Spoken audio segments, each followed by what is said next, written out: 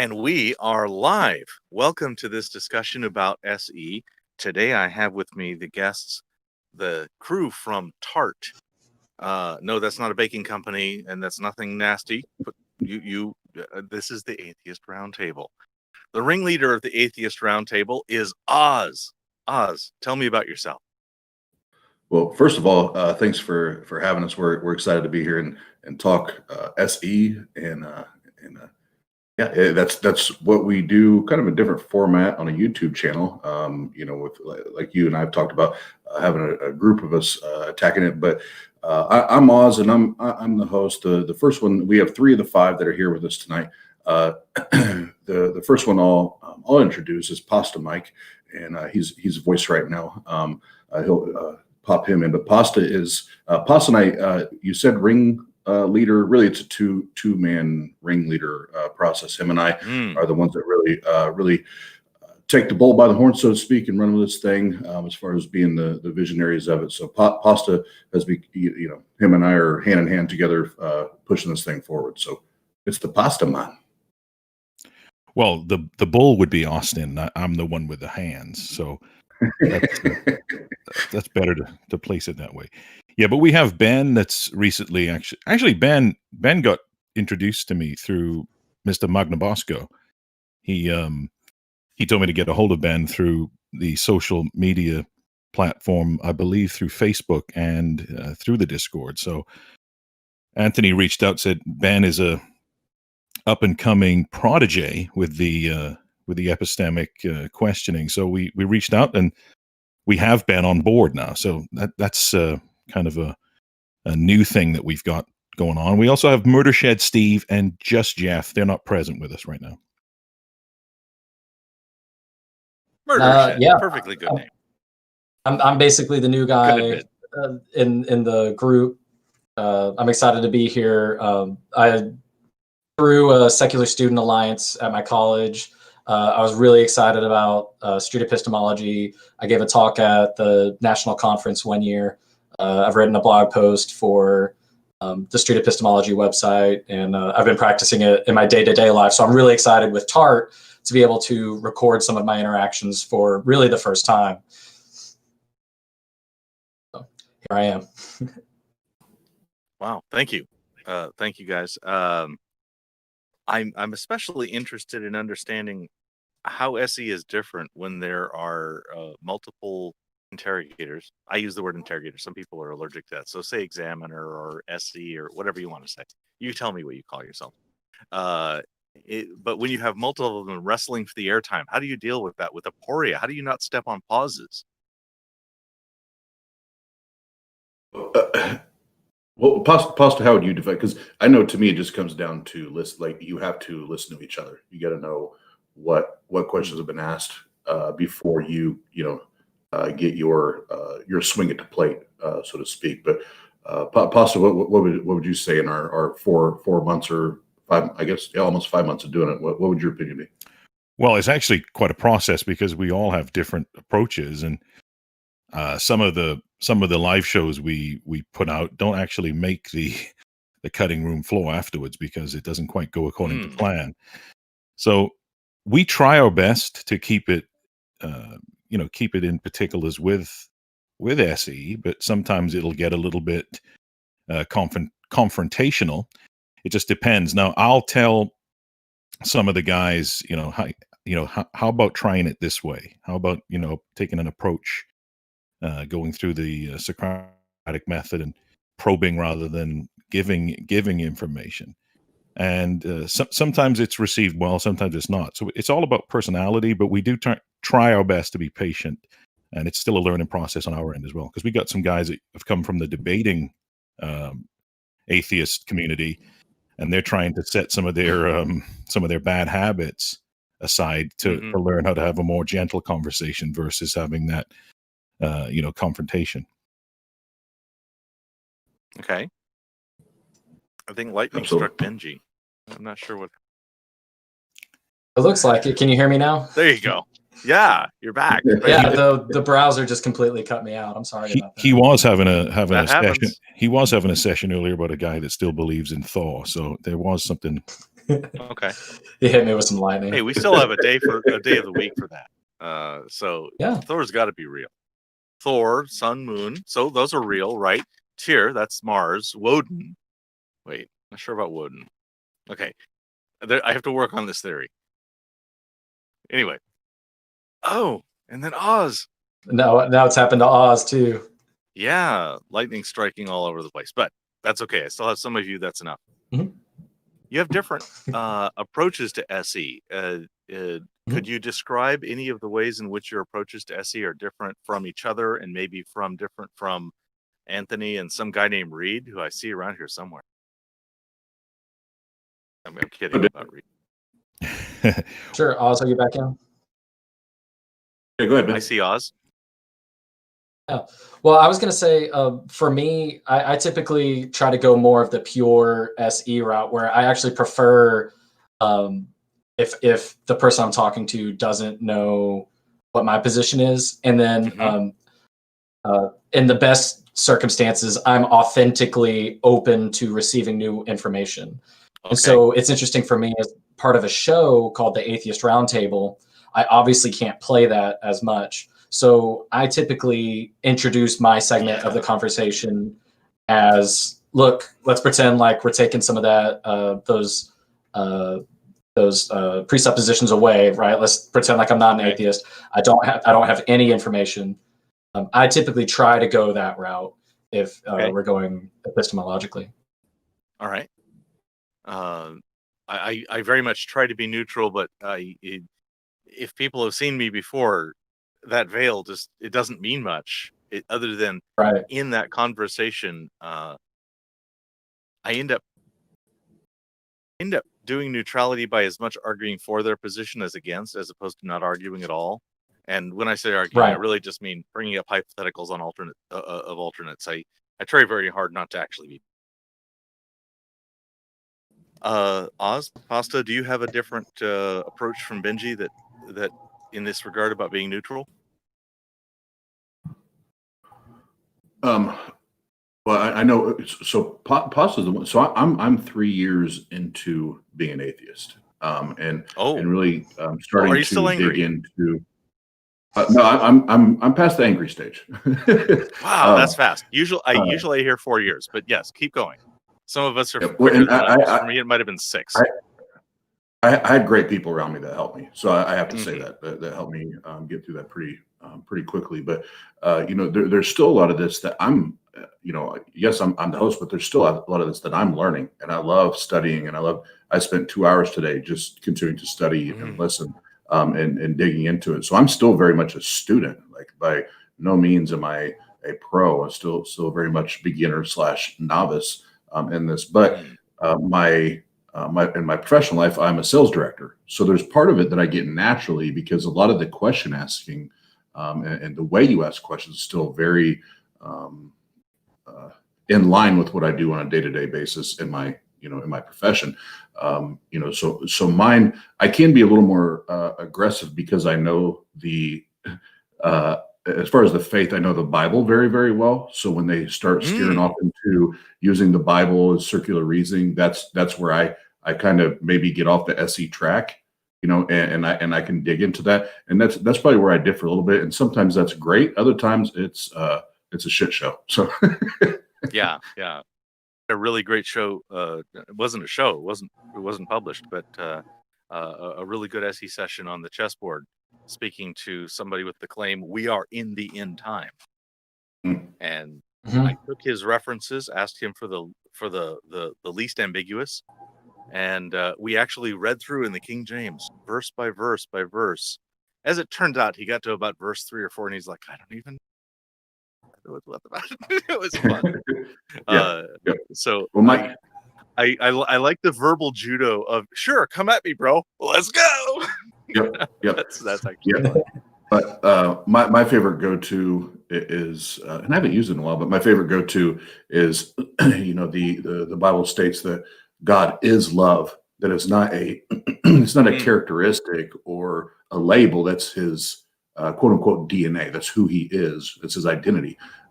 So then I go to was it 2 Corinthians 13 or 1 Corinthians 13, where it spells out the attributes or what love should or should not act like. And I love going systematically through that, and dispelling that. But then that's getting out of SE. That's where you're just fact checking. Right. At that point. It's so interesting to me because that's actually how I grew up. I grew up believing that God was love. And my way out of religion was realizing that ultimately the universe looks the same with God as it does without. And so that's kind of what drew me out of religion. But then immediately, so it's interesting to hear Oz talk about, and I mean, we've had this conversation before. He's 3 years out of his religion. I'm about 8 or 9. And I almost immediately stumbled upon street epistemology. Like I remember 2013, 2014, only 2 or 3 years out of my religion, I was looking for a way to have these conversations. And street epistemology like hit the nail on the head over and over and over for me. And it's helped me remain cordial with my family, my friends. It helps me push people's buttons in a friendly way, just everywhere around. And so, whereas he's a sales director, I'm an educator. And so for me, it's all about educating people around me, like, what is atheism? What does it mean to hold true beliefs or to have the most justified reasons to believe something? So, I mean, I very much try to dig in on those issues instead of talking more theology. Okay, good. And if I go ahead. Yeah, I was about to say, I want to make sure that Pasta jumps in here, because he's the one from I met him very early on in my deconversion process, and he's really been my mentor through this. So I want to make sure that that he gets to jump in on that, because I think that's important to hear. Yeah, I'm just privileged that I get these little like miniature intros as well, all the way throughout the show. Thank you, Austin. Yeah. I've noticed throughout the years that just without really delving into what street epistemology is, because I only ever came across that through Anthony. I knew what epistemology was from a simple, community college class and, basic philosophy about 15 years ago. But I'm like, oh, that's just having a casual conversation and not getting your emotions involved with somebody with a deep held belief. And I've been doing that for years. I don't have an emotion. I've never been religious. I wasn't raised religious. I've never been held to a standard like that. So when somebody preaches stuff to me, it's almost a foreign language. I'm just genuinely interested and intrigued. So I'll stay calm and chat with people anyway in that regard. So I thought, I guess I've been doing that for a long time anyway, but I don't have a parroting sound where I just kind of make it into a conversation. So I don't have a particular guide I follow. Okay. Do you think Benji is hopelessly wrong and utterly misguided in his vain attempt at neutrality? No, I think Ben is doing a fantastic job of taking what he learns from Anthony's videos and applying them ethically, and I think Austin is really intrigued and wants to learn how to chat civilly rather than arguing and putting somebody in a defensive position. And you can make somebody's critical thinking look flawed and poor without yelling at them. Yeah, that's the goal. So. And then you end up looking like the calm individual anyway. And if they get out of hand and upset, then that's on them. And I don't yell. Okay, by the way. So I don't either, ever.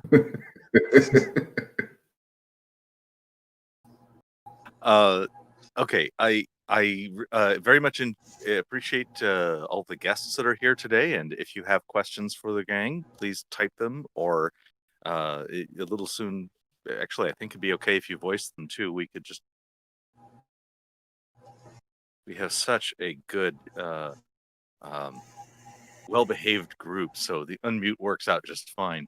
My first question for you, and maybe each of you could answer it, because maybe it would be different for you. In your own personal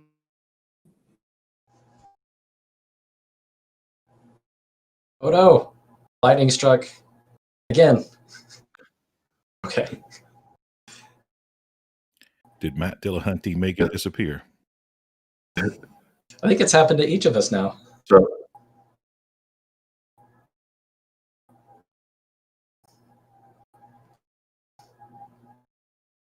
I He's saw a freeze. there. You go. Okay, good. So my question to you was, I don't hear him. when I'm asking about your I still don't have I mean voice. your personal version of SE. You don't have voice? You don't hear me? I got voice. I got you. You have voice? I don't. Mike has voice. Yep. And Oz doesn't have voice? Okay. I don't see video or voice on our end. Okay. I'm going to drop my video just so that if bandwidth is my problem, you'll be able to just hear me and maybe that will work out. Oh, I can hear now. Okay.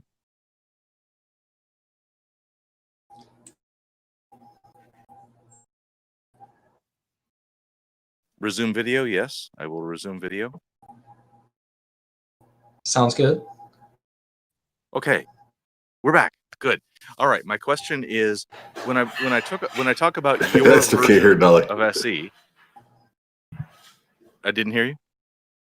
No, nope. And he's not showing up he's showing up in the screen that's going on YouTube or whatever, but he's not showing up in the Discord screen. Okay, if you just look at the YouTube screen, that should do enough. It's a little bit delayed for you, but you'll be able to see what he's doing, and you can hear him directly, I think. Yes. Oh, I can't. Good enough. We can run with that. You can't hear me? I got him. Oz does not hear me. Okay.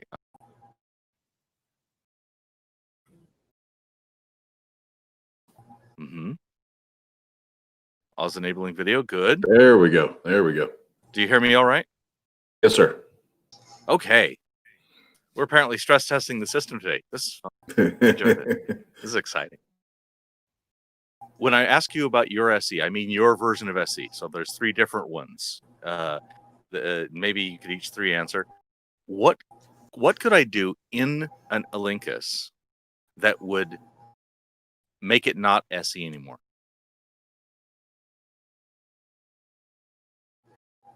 What sort of behavior could I have as an interrogator that would ruin I like that. an Alinkus? Okay. You could start to posit your own worldview more firmly as you go along. Mm-hmm. Okay, so take a position, deliver messages by that kind of positive worldview. Like say, hey, I'm going to give you some information to go study after.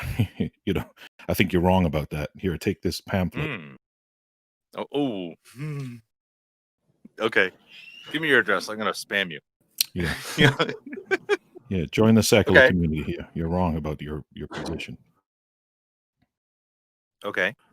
Yeah. And what Pastor just said, and I'm just going to piggyback off it because I just got done a couple hours ago listening to one of Anthony's videos that he went through the process for like an hour and 20 minutes.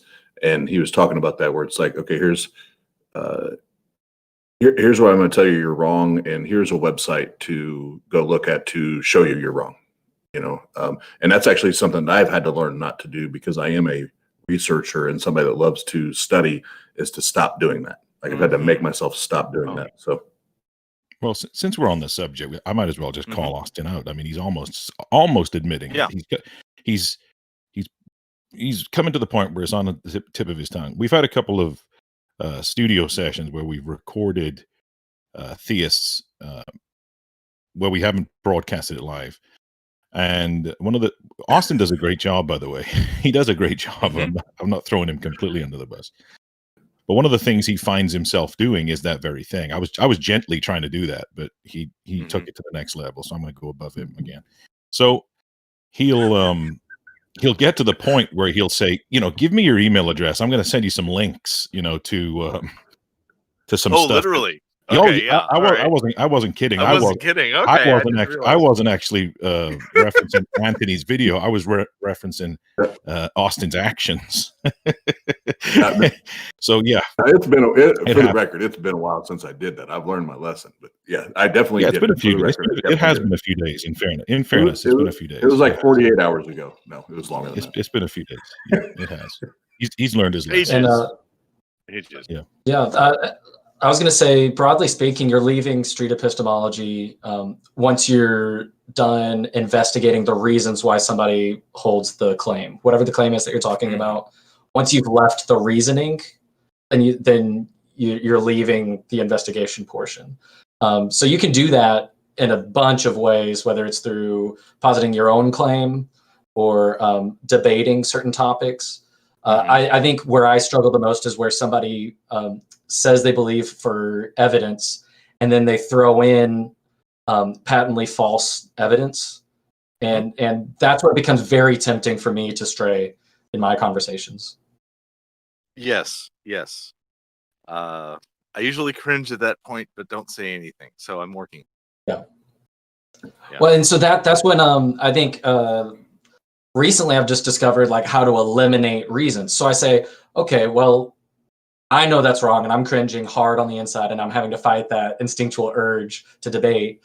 So I have to say, then my go-to question becomes, if you didn't have that evidence, let's say everything else was true, if you didn't have that evidence, would that lower your confidence in any way? And usually the answer is no, and so then I just kind of ignore it. And it's actually not, usually doesn't come back up again. So that's how I avoid, that's if I'm trying to stick with SE and it's not a more broad conversation, I use that method to avoid discussing the patently false evidence that they've brought forward.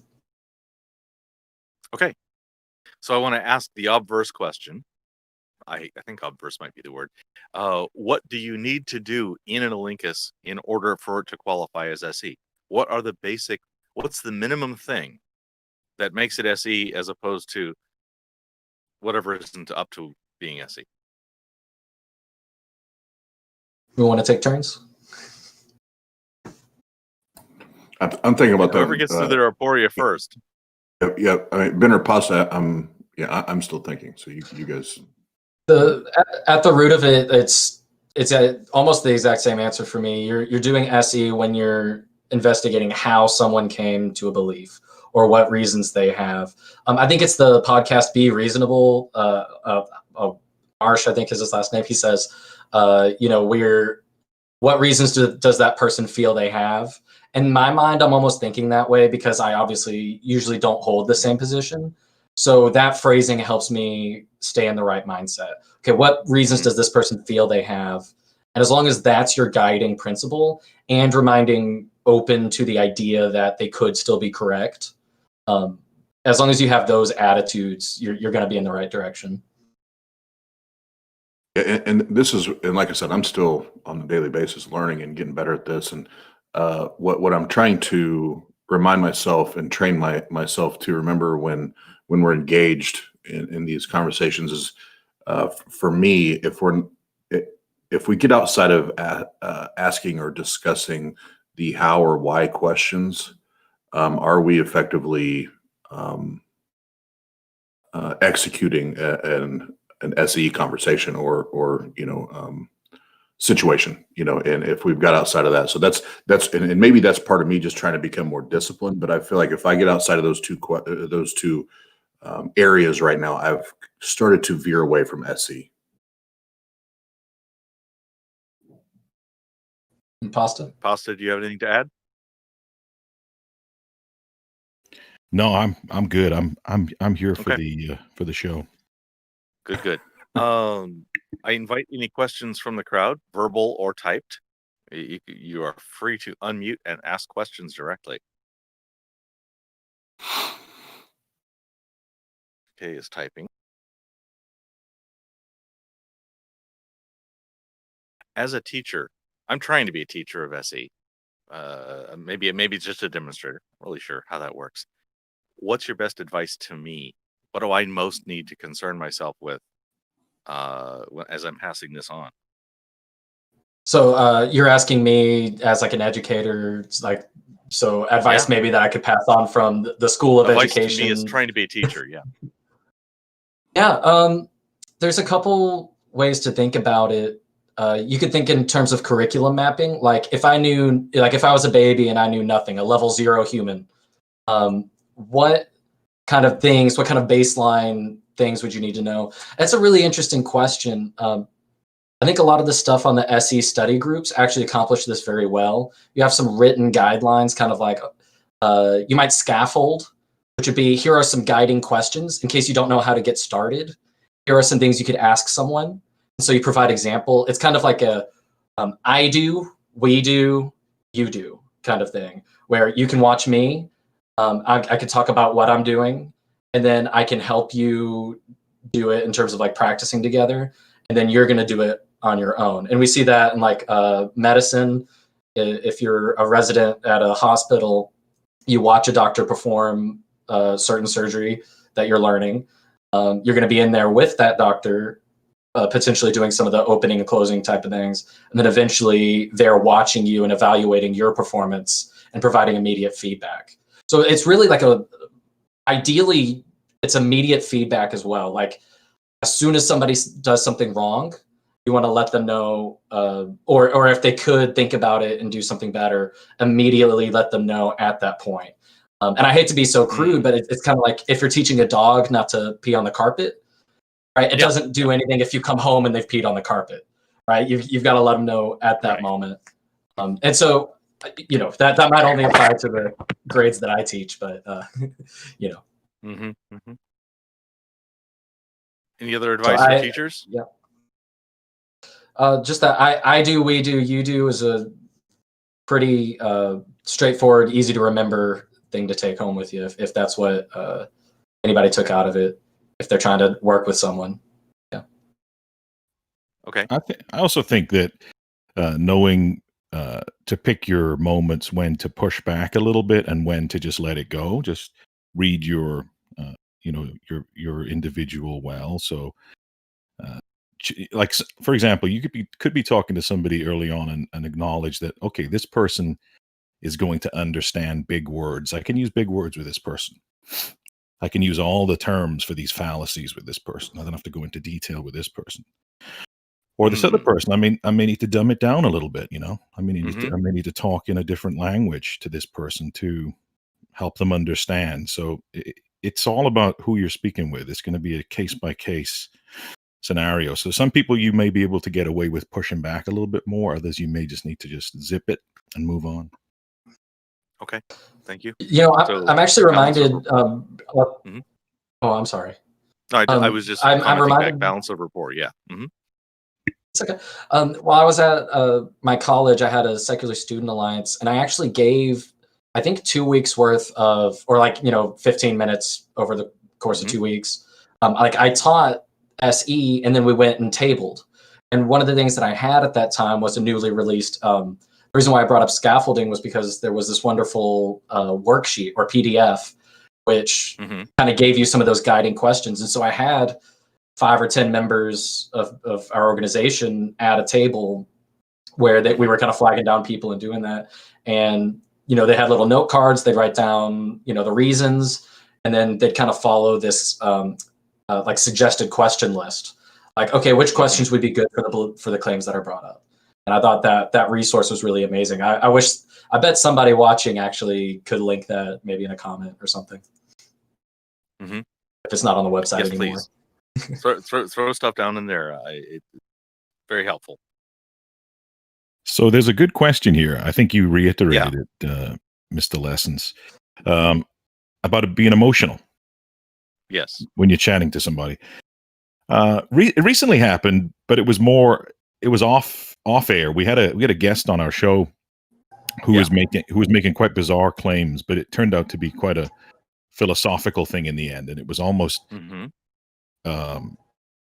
linguistics and semantics that they were using. And when we got backstage, we got into almost like a completely different conversation, and we were still Murder Shed Steve and I were backstage with the guest. We weren't recorded or anything, and we were still using I guess it would be the Socratic type of questions, and it did get emotional. So we kind of stopped a little bit. I think we went a little bit too deep into the conversation and covered some things. And I thought, well, we're not therapists, so we need to back off a little bit. Yeah, definitely. Wow, good. So, for anybody who was just listening on audio, the question is, have you ever been emotionally moved enough in an Olympus that you needed to take a break before you were ready to do another interview?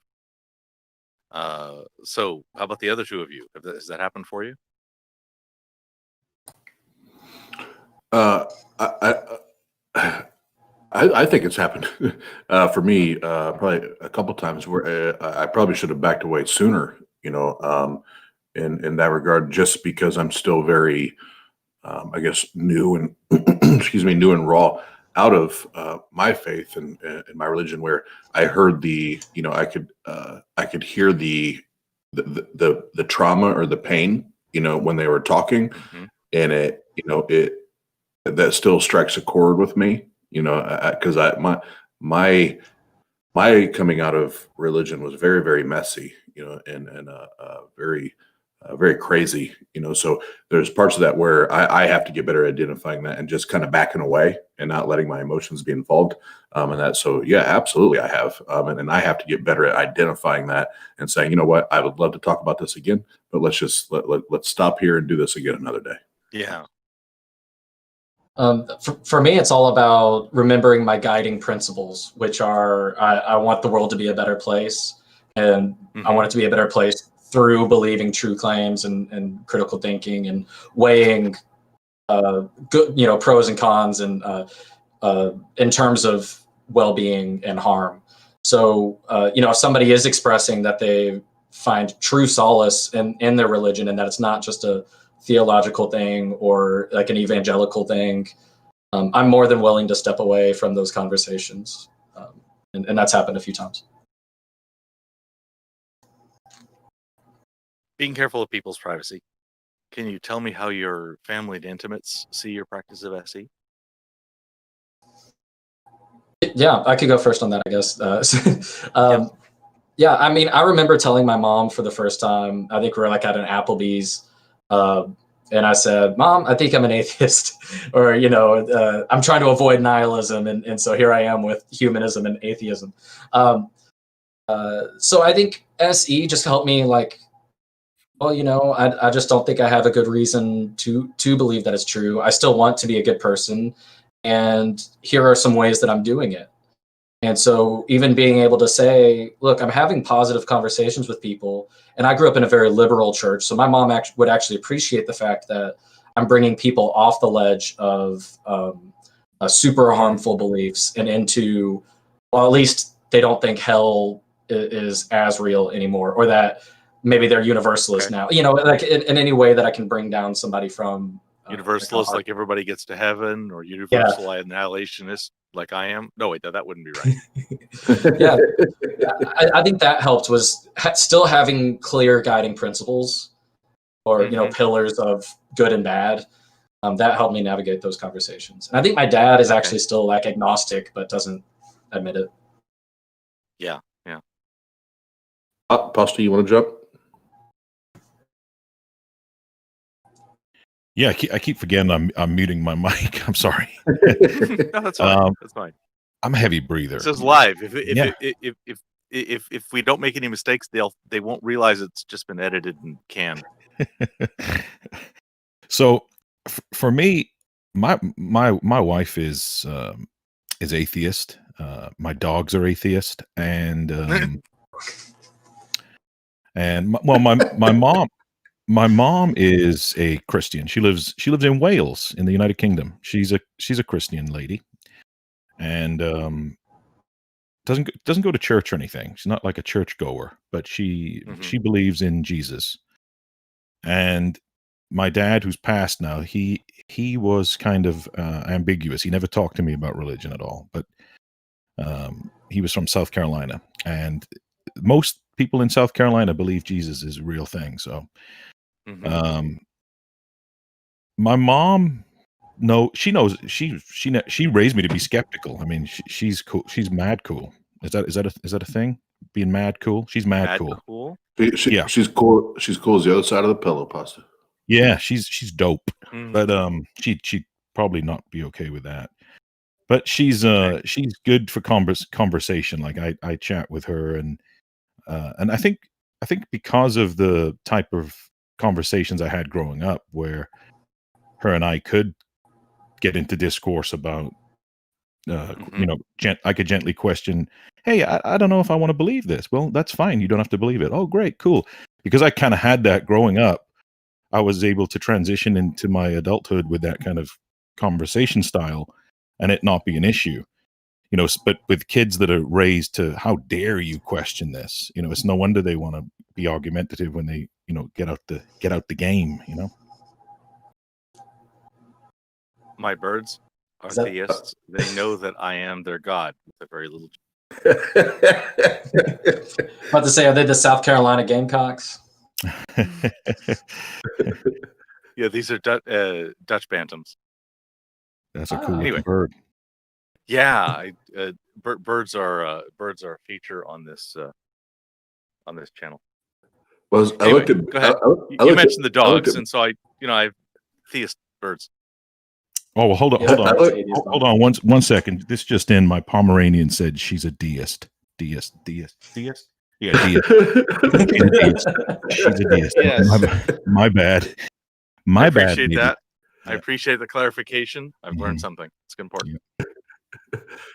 No, I looked at Ben's face. He's got this big smile. I'm like, what the hell is Ben smiled about? And I usually do that when Motorshed Steve throws his kite behind him. That's usually when I lose it on the episodes. And I was like, oh, and see, I've already watched episodes, so I saw the chick in it, but I was like, oh, that's he's getting a kick out of it. But see, I expected it.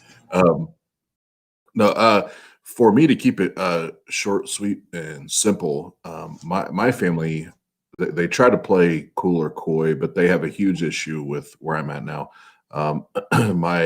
My mom was a music pastor for 24, 25 years. My brother is still the pastor of an evangelical church in the city I live in.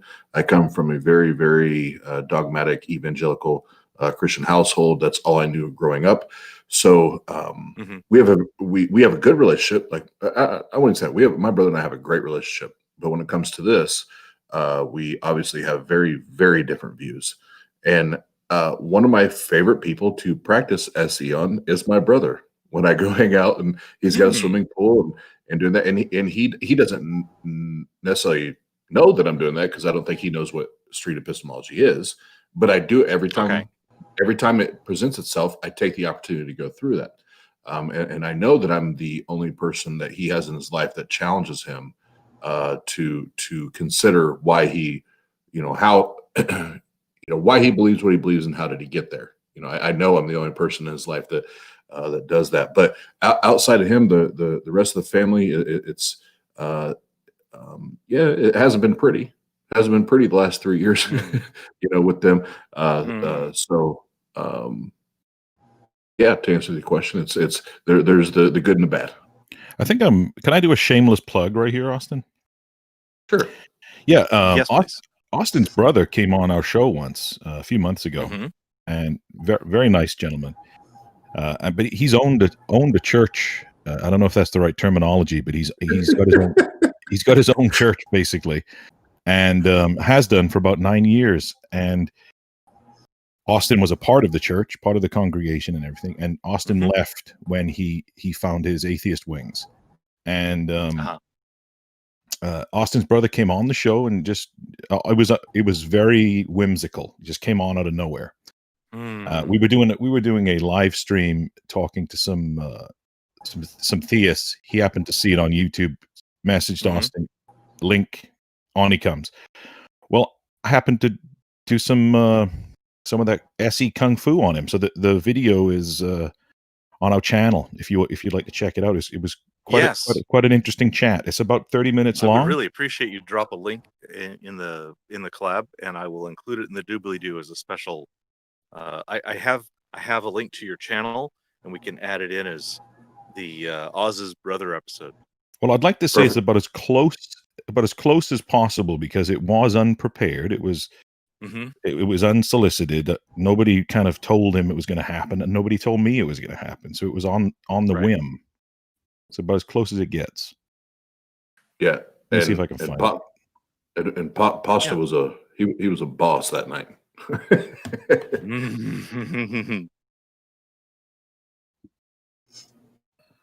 Well, are you aware of some of the go ahead. Well, the good thing, what's always appreciative is when you speak to somebody and they say to you, "Oh, well, I wasn't expecting that type of conversation. I'm so used to being asked questions in a disrespectful way." So that's the thing that you like, is when you get done with the questions and they're like, "Wow, I'd like to do this again." You know, that's awesome. That's the best thing about it. And my brother, the pastor, told the rest of my family about Pasta. Like, I hadn't even talked to my family about Pasta because they already hate that I'm an atheist, right? And he goes to my family, he's like, "Oh my God, this dude, Austin's hanging out with this Pasta guy." Like, first of all, you got to hear his voice. He sounds like a sexy radio host. Oh, you better stop it. You better stop that. But then these questions. It's though, just as sure SM7B. It's not his voice. It sounds like Jerry Lewis usually. I swear to God, it's a USB mic. I swear, it's a Blue That's Yeti. what it is. Yes, it's a Blue Yeti. It's a Blue Yeti. That's what it is. Yeah.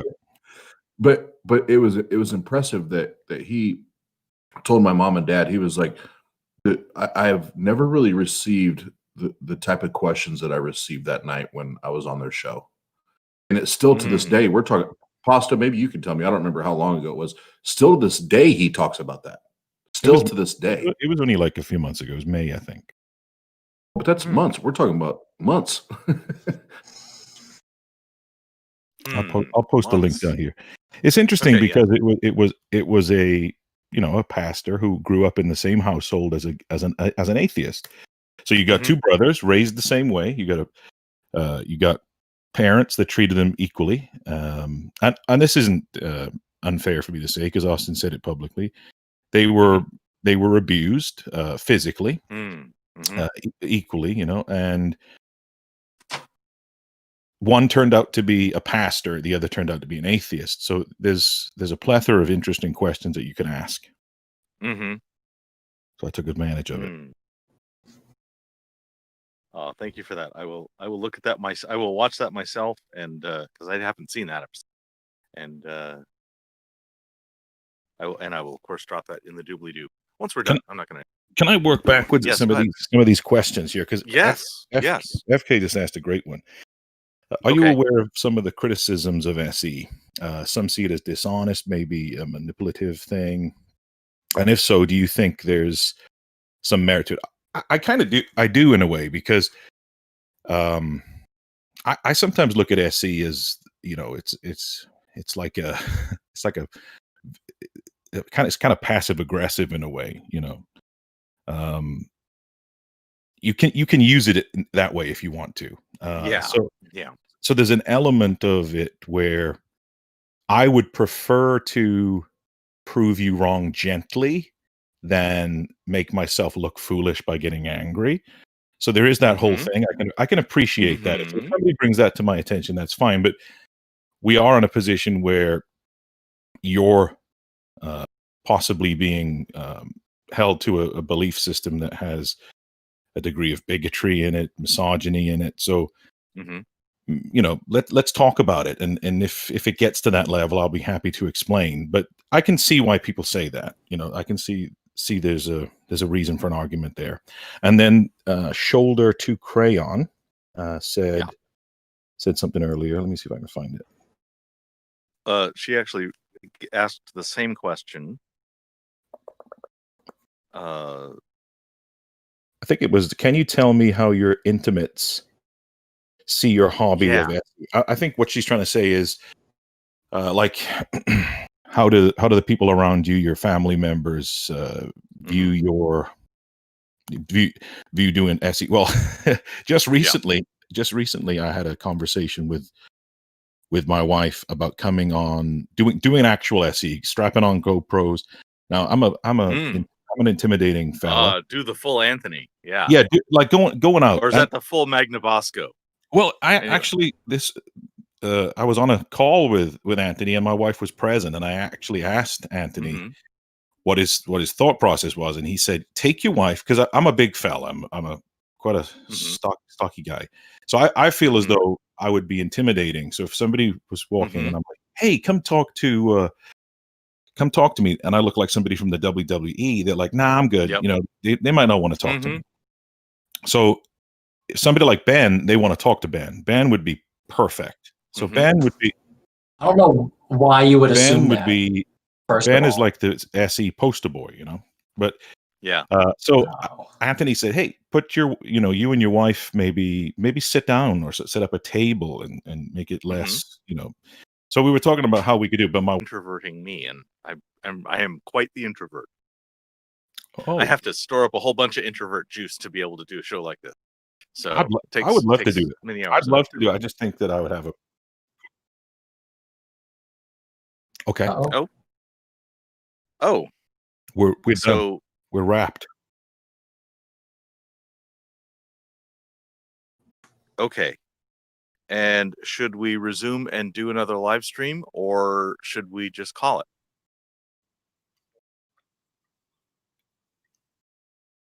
Okay, and is the live stream on? Okay, and I don't have OBS, so you're gonna have to control my buttons for me. I will refresh and see if I can do that. Doo-doo-doo. FK doesn't mess around. I'm telling you right now, FK He's is the man. awesome. He's He is just the man. freaking amazing. And there I go. Ha ha ha ha ha ha. My streaming amazing. timer says 1 minute, but I'm gonna choose not to believe it and think that instead we've been streaming for about 45 or 50 minutes. About 45 minutes. I'm not sure. Anyway, whatever.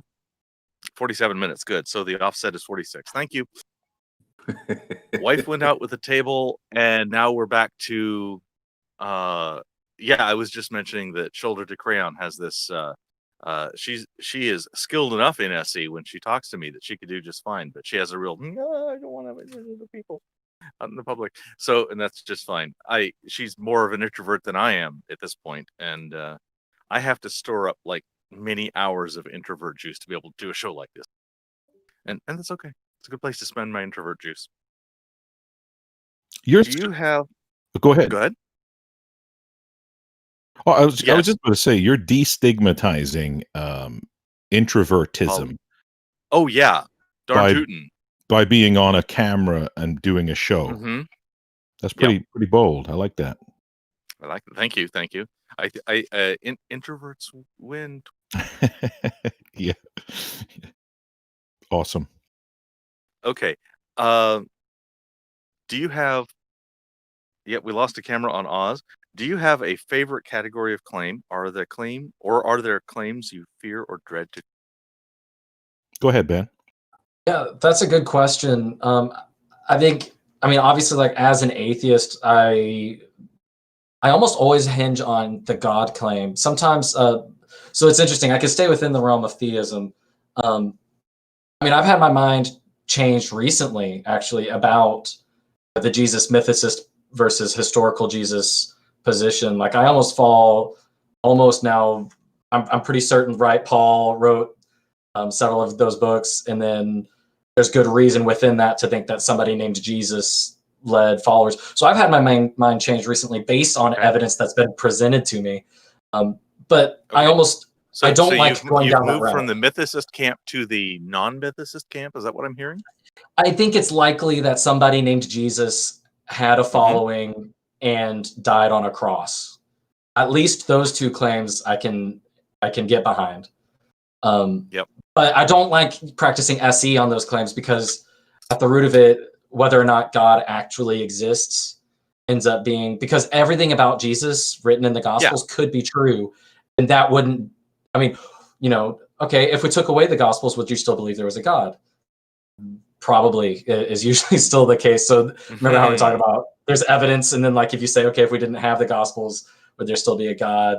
Typically the answer is yes, but then Christianity is thrown out the window. So I don't like to talk about individual denominations and that's where my mind goes to with that question. Yeah. I don't typically Okay. practice, go out of my way to practice SE on other topics. I'll use it as a frame of mind, but there's not like a legitimate use of it for me. The fellow on Sunday who had the claim about we are in the end times and took me through 6,000 years of the millennium and the whole thing with Genesis 5 and Daniel 9 and Isaiah 53, all those lovely places. By the end of the conversation, I learned that he was only about 60-40 on that the New Testament was correct. He was really firm on the Old Testament and has been listening to a lot of Tovia Singer and might convert to Judaism. Oh, Not from Arolinkus. That's where he came in. And yet his claim was, we are in the end times. yeah. But and at the root of that claim God has to exist for those claims to be true. Oh yeah, yeah. So Well, I mean that's the why I actual think that way. action required. I said, you know, if you're correct, what action should I take? What action should you and I take if we are correct that we're in the end times? Find God. It's soteriology. Get saved. It's the same. Oh, except find God with or without Jesus, because you know the first commandment, something about idolatry. And then how useful is the claim? So if a claim doesn't impact that person's behavior in any way, I don't care. If it doesn't affect the way they vote, if it doesn't affect the way that they treat others, or if it doesn't negatively impact those things, I'm ready to move on to a different claim. It's not that I don't care. It's just I think it's more interesting to try to get to why do you act the way that you do, I guess. Or preach the way that you do. Does anybody in the audience have anything they would like to throw in? Questions from the audience? And That was a good question. I liked that question. Oh, there was some great question here. I'm sure Boris is just dying for me to ask you what your favorite colors are. That's a standard that he throws in. So I'm going to do that on his behalf. What's your favorite colors? Austin's got a plethora. Austin likes the pastels. Don't you, Austin? Okay. No, green. No. Green. Okay.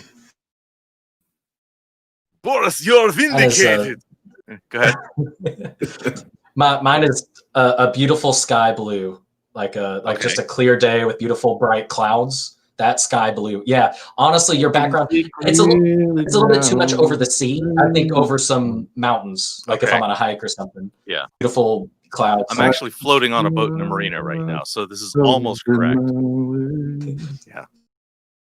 Pretty close. And pasta? Is it pasta color? I'm usually like a seafoam kind of guy, but a teal. Seafoam. Yeah, teal. Seafoam green or teal. All right. Teal, yeah.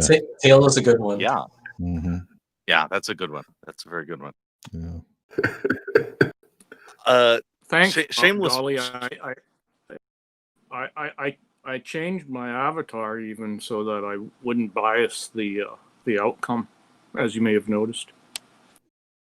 Oh, from a Kermit to a Kerbal. Sure, right. No, the green part. Still green. I'm sure glad that Little green man. Someone else. I know, but I can't help that. Oh, okay, right. I'm with you. All right, I accept that. I accept your definitions. I want to bend over backwards to accept those. All right, shameless plugs time. Tell me about how to get a hold of TART, how to find you guys, and why should I? Why should I be? And when and how and stuff. All right, to get a hold of the Atheist Round Table, you got to go to tart.live. That's the website. You can book yourself a seat at the round table, or you can buy a limited edition Mute Oz t-shirt. So if you're one of those guys that like to show off your physique, you can get it in a medium, tie a knot and show your midriff, all that good stuff. We got a YouTube channel. Follow the link. And Austin, you can tell all the rest of the good stuff. Yeah, we have a Patreon account. You just go to Patreon, the Atheist Round Table. You can go there. If you want to support us, please support us. And we do what we can to help the community grow and have a bigger voice.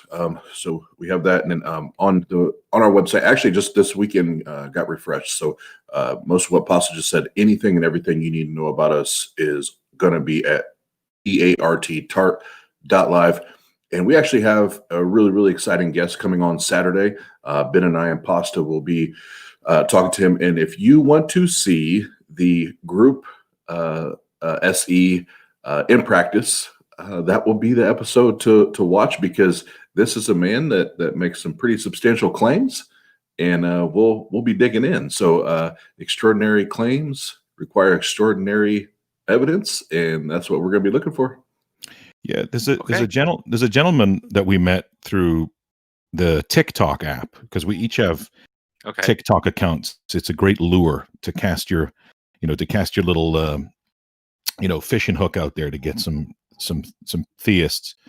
And the gentleman's name is Adam, and he's an evolution denier, and he's also somebody that has boldly stated that that there is no such thing as a logical fallacy. So logical fallacies aren't a thing, which is unusual too, because that would mean, that somebody could also argue, like I could sneakily argue them against him in a way, which would be terrible to do.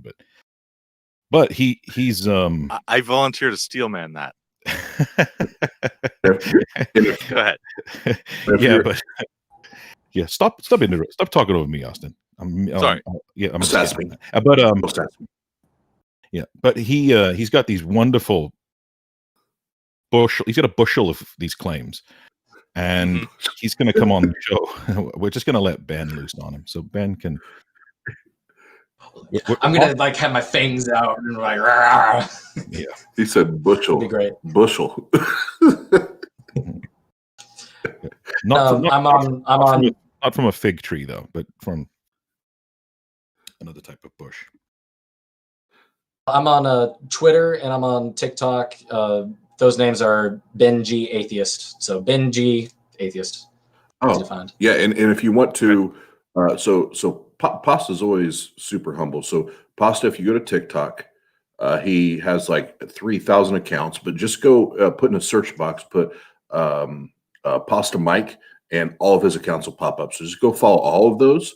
And then mine is The Oz, because Oz was already taken. So it's The Oz. We have a blast on this. Just so you know, TikTok for us is the lure. Like it's WWF, like we're having fun. But then when you see what we do on YouTube, is completely separate. But we do have fun on there, and we do talk a little more shit. So I've had some pretty good conversations as a result of that as well. So if anybody's thinking about making content, TikTok's been a great starting place for me in that regard. Absolutely. Okay. Thank you very much for coming to my show. Thank you, everybody, for all the audience coming to this show. I wouldn't do this without you. I couldn't do this without you. Here are 5 of my favorite channels. I'm sure that TART is on that list, but if you want to see the longer list, you have to go to my YouTube channel, look under the promoted channels list, because I can only fit 5 of them. If you are really interested in street epistemology, the method, my favorite place to have where the resources are gathered is streetepistemology.com, provided by Street Epistemology International. And they have gathered up the resources that the community has provided in a nice and easy to reach, easy to digest way. And I really love street.com. Thank you all for joining me on this discussion about SE, where we got to talk to the people from TART, the Atheist Round Table. If you would like to be a guest on my show on almost any topic about SE or doing SE, I have 8 different categories. We can fit you in somewhere. I look forward to hearing from you. Thank you.